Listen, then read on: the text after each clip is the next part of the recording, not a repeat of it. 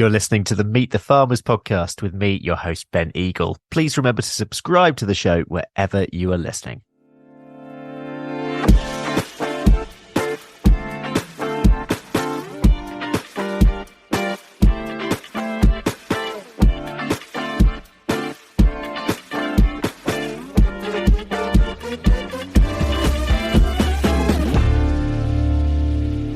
Hello everyone, Happy New Year and welcome to episode 276 of Meet the Farmers. Last week I travelled to Oxford alongside hundreds of farmers and others involved in the food and farming world for this year's Oxford conference season. I went to Oxford Real Farming Conference to record this episode, but there was plenty also happening at Oxford Farming Conference down the road, where the theme was opportunity as well as change. There was also quite a bit of drama outside the conference hall as well, with a tractor rally and protest taking place during Steve Reed's speech at OFC. For this episode, though, I wanted us to have a more practical start to the year away from all the politics, and I'm sure there will be plenty of that to engage with this year. So I went to ORFC with a mindset of searching for innovative or different practices, tools, or ways of collaboration. And there are only a few that I will raise in this episode. But in reality, the conference was awash with innovative conversations and debates. Both conferences innovated themselves with the very first joint conference dinner at Somerville College, a great sign of people coming together from both conferences and something that I hope will be repeated in future years. Massive thanks to the Food Farming and Countryside Commission and everyone else involved in organising that. So, on to innovation. Early on during ORFC, I bumped into Mike Donovan, editor of Practical Farm Ideas magazine, who has been following farmers' innovations for decades. Mike, we're talking about innovation today, so just to kick us off, what does innovation mean to you?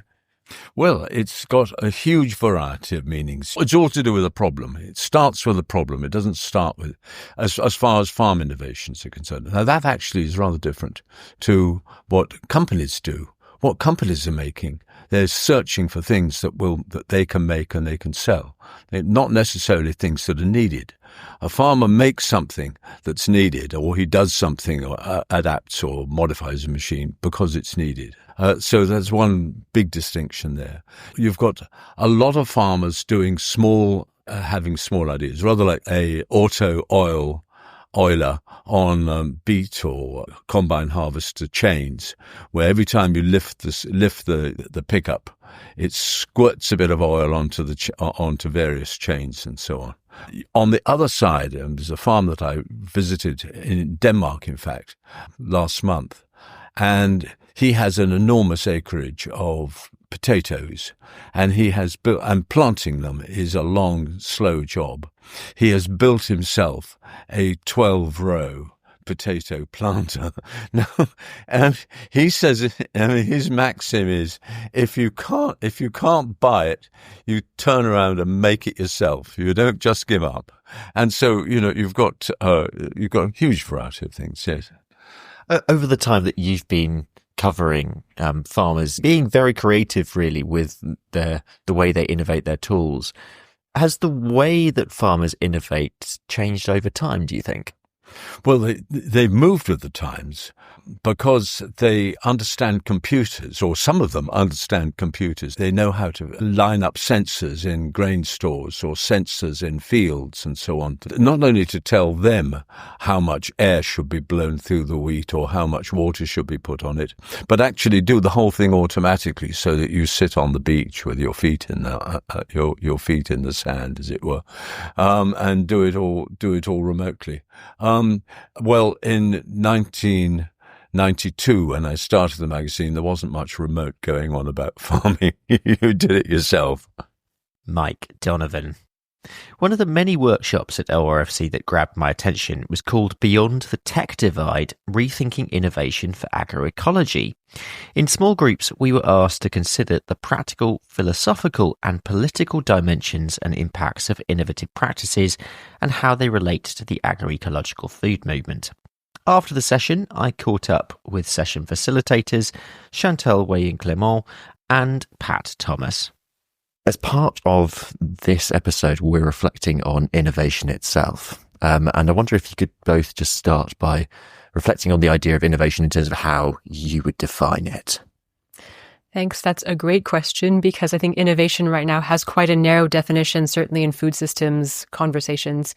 But I would try to cast the net a bit wider and define innovations as essentially ways of doing that are new or adapted in some way to help us do things easier, better, etc. That can be a physical tool, that can be a practice, again, just a way of doing things that runs the spectrum from low tech to high tech, and again, can just be a different approach. Right. Pat, anything to add? No, I think that's a very comprehensive definition. One thing that I would add, though, is that the nature of innovation has very much changed. So there was a time when innovation was directed at need. Now we innovate and then look for ways to use those innovations across lots of different businesses and what have you. And I think that means innovation has lost some focus. And through a bigger conversation, you've been speaking with many farmers about this topic. And I wondered if you could just give us an insight into those conversations and, again, the reports that you put together as a result.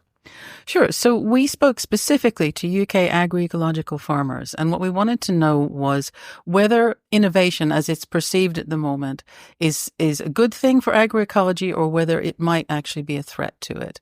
And a number of the farmers that we spoke to really felt that the direction innovation is going at the moment could well be a threat to agroecology, because it's not really values based. It's really more based on, units sold and efficiency, and doesn't involve things like ethics and community and long-termism and things like that. So agroecological farmers in the UK certainly are worried about the pace and the direction of innovation. I've just been attending a facilitated conversation that you've been holding here at the Oxford Real Farming Conference, and on this topic broadly. And the group that I was part of, Pat, that you were facilitating, we had a quite brilliant discussion actually on the pros and cons, the philosophies behind this, the ethics behind it, but also the practicalities. And I like the way that you divided the conversation in the first place between the practical elements, the philosophical elements, the political elements as well, because when you look at innovation, there are all these other ideas. It's not simply come up with an idea, take it to market, take it to a potential buyer for a farmer to use. There are lots of subtleties behind it, and I wonder if we sort of facilitate the conversation itself, so we summarize the summaries of the conversations we've had. You both did a brilliant job of this during the session, but could you give us an insight into this? If you don't mind, I might actually start by broadening out what Pat just said. And that was to say that I think farmers think about innovation in very different ways, as you said, than the current discourse. And the reason I would emphasize that is because it's firstly based on just everyday need. So working for IPES Food, the International Panel of Experts on Sustainable Food Systems, we've been taking more of a global approach to the question. And what's been very interesting is speaking to farmers from around the world. They've often asked us, but why are you even asking these questions? For us, innovation is about just the things that we do day to day that make our lives a little bit easier, whether it's to manage crop health, to help our animals, to manage the farm. And those things come from a very different place, which are usually places of self-sufficiency, autonomy, agency, resilience, and things that I think that we might have lost track of in other regions of the world because we are really getting locked into certain kinds of systems that are more controlled from a top-down approach, that are constrained perhaps by policies, by corporate actors or others, that are really shaping the nature of the conversations and thus the technologies that get developed as a result. But to go back to your question and maybe recap some of I think the big takeaways for me from this was really around, I think, agency and autonomy. It's around responsibility of who needs to take ownership for the technologies and innovations that we develop. And for me, it was really about starting with that farmer-centric approach. Farmers know what they want, they know what they need, they know what needs changing on their landscapes. So to start the conversation there, and that seems like a really obvious thing to say, but it's not necessarily the direction that things are taking right now. So we focused specifically on agroecological farmers, and you might expect that they would say, no, we don't want technology. In fact, that's not the case. They use technology and they're interested in technology, but they're not interested in technology that replaces hard-earned knowledge. They're not interested in technology that interferes with connectivity, that is connectivity between themselves and other farmers or themselves and their customers. So they're looking for something that enhances community rather than breaks it up. And I think that is the most important approach. And we've heard that again in the room today. How do we foster community, and how do we use technology in a way that ensures that we're getting the information that we need, that we are enhancing our knowledge, that we are enhancing our connection to the land, and we're not being overtaken by technology. And this came through again and again today.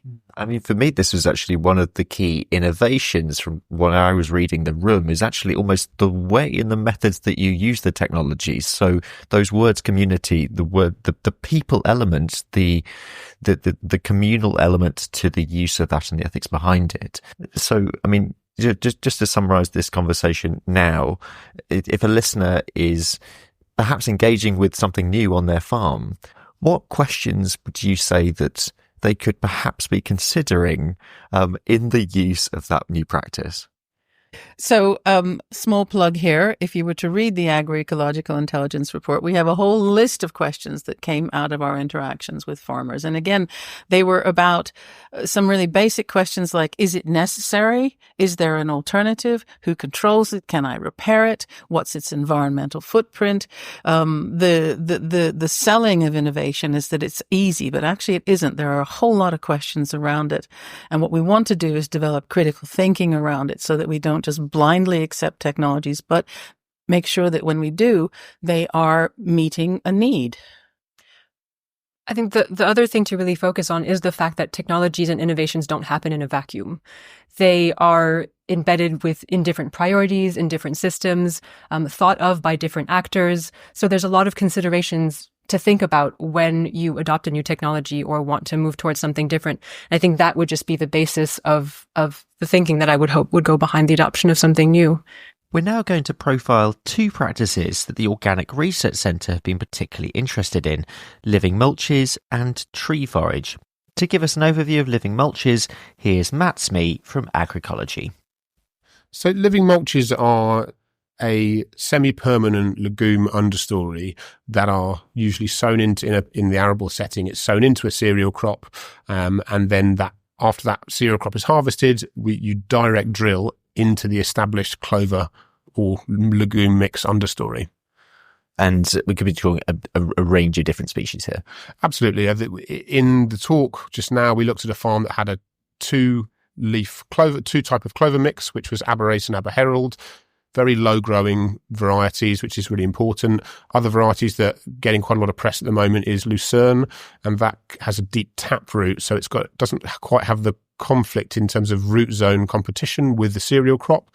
The problem with that is it's quite a vigorous crop. So if you're an organic farmer, the management, that's a bit more tricky. If you're farming conventionally, you can use sort of diluted herbicide to knock that back a little bit more as well. So it really depends on your circumstance, but the selection of species in that understory is really important to the success of the whole thing. Another couple of options people discuss are black medic and bird's foot trefoil. So you could be looking at a mixture, but they've got to be low growing in their habit, and you need to consider the rooting depths as well. Why might someone consider living mulch in the first place? What are the potential upsides if it goes well? At their best, living mulches can improve soil health, they can reduce input costs, they can increase infield biodiversity, they can reduce production costs, you can claim extra SFI payments for them. So there's, at their best, in a perfect world, there's no reason not to do them. Yeah, but it's not a perfect world, isn't it? So you quite graphically actually outlined in the session some of the downsides. Yeah, at their worst, they can create an eye-watering yield penalty. They can increase the cost of production. They can harbour more slugs than any crop will know what to deal with. And they can be really difficult to manage. Yeah. Let's talk about the rough timeline of a living mulch from establishment through to end of life. So this is really, we're talking over a 3-year period here, including the post-mulch period. Yeah, so the example we just looked at was 3 years. It could be potentially longer in a non-organic system, but year 1 is establishment. So you need to consider what's your cereal crop, and it's basic traditional understory sowing. Obviously, you need to consider what that understory is. Year 2, this is when we'd call it the true living mulch year. You have this established understory, and you're direct drilling a cereal crop into that. Again, you have to consider what is the cereal crop you're drilling into that. Something like a modern wheat variety can get pulled down by even a low-growing clover. So we've seen that rye can be a good option, but at the same time, rye can, if it's a wet year and your mulch is harbouring slugs, then you can destroy your rye crop as well. So there's lots of considerations to bear in mind on that. And then year 3, in this example, goes into a herbal lay. So once you've done your harvest, you're stitching in a herbal lay that's then grazed for forage. In a non-organic system where perennial weeds aren't a big burden, then you could consider going into another year of direct drilling. But the example we just had was an organic system. So it was 1 year establishment, 1 year true mulch onto a herbal lay. How widespread is this as a practice at the moment? I mean, we're talking about innovation in this particular episode. Where does it rank in terms of, I suppose, innovative practices? Living mulches sit at a cross-section of traditional agricultural practices. It sort of sits at the intersection of cover cropping, undersowing, intercropping, and mulching. So it's a bit of a hybrid of all of those things.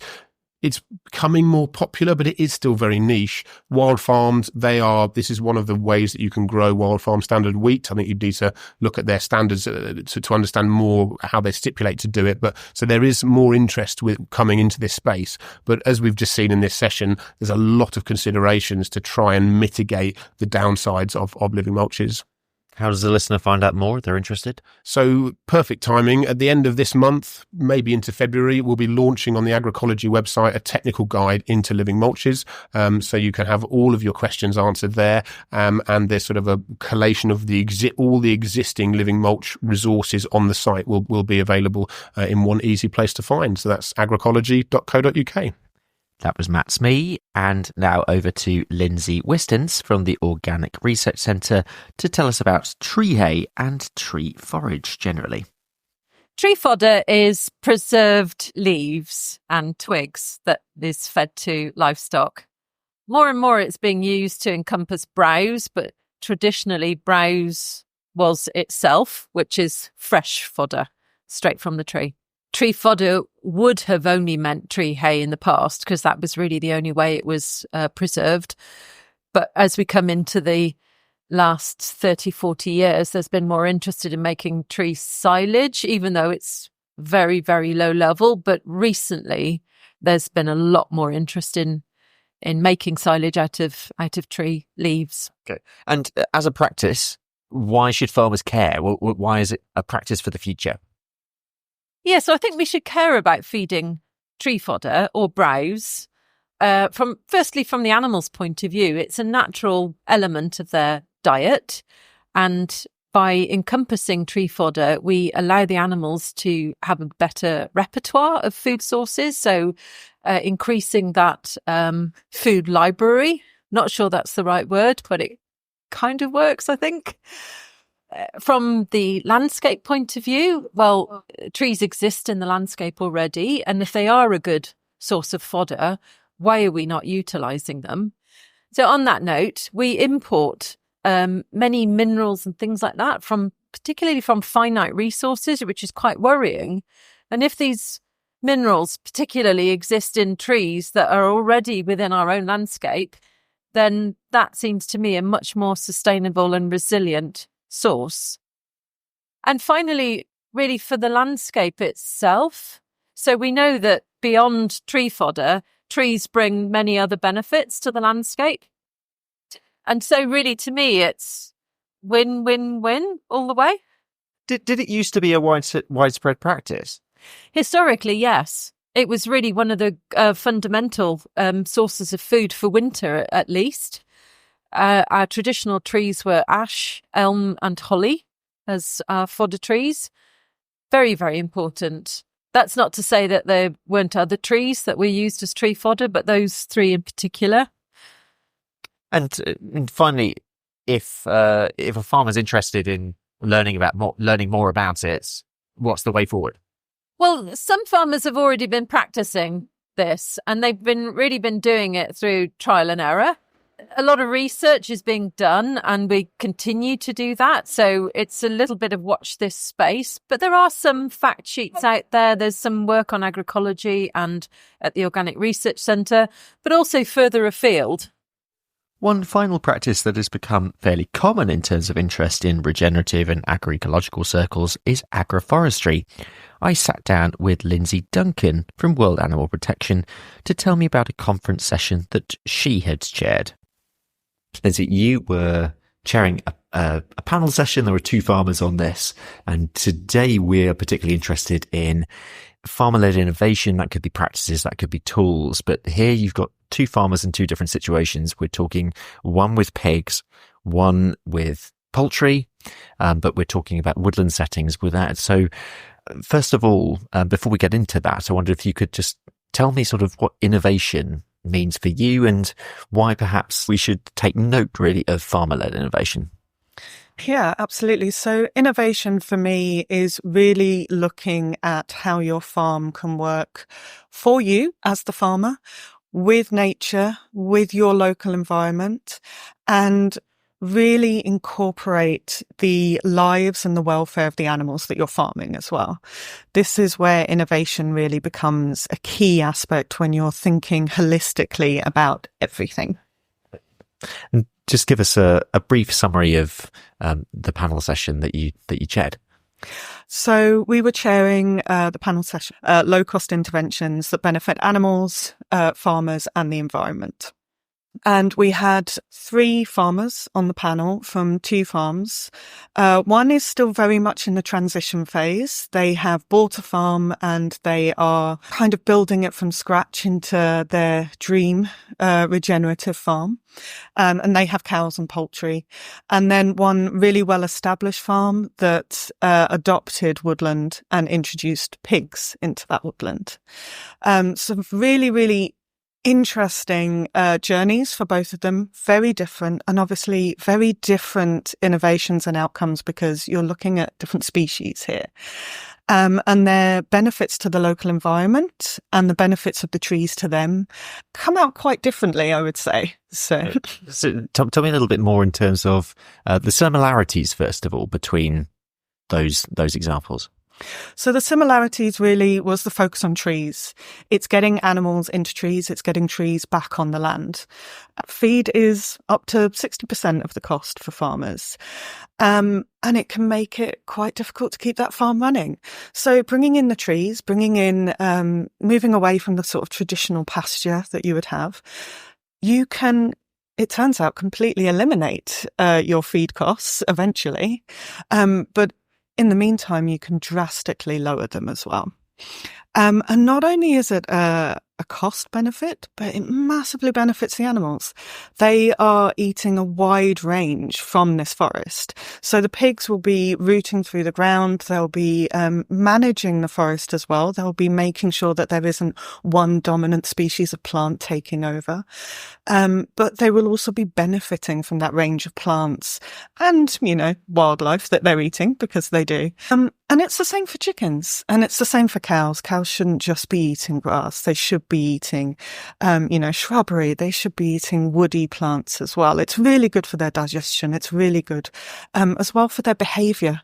We don't normally think about animal behavior and how they feed, but in the wild, they don't feed out of troughs. They go and forage and they find their own food and they choose what they eat. At the same time, it sounds like there's lots of upsides here. Are there any downsides? The downsides are really the transition period, the costs, because it can take a while before you start making money out of this. So obviously with Bodaclay Farm, we had David talking, but he took over what had already been planted forest. So some of those costs weren't incorporated into that. For plantain, they are still in the process of planting, and they're not going to see that cost benefit for a few years.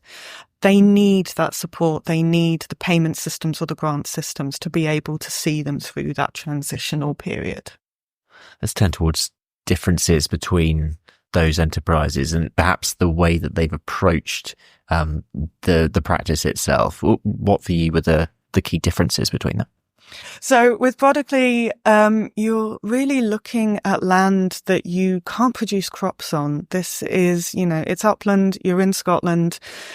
You're fairly limited as to what you can produce in terms of food on that land anyway. So they have really approached it with, this is massively benefiting the environment.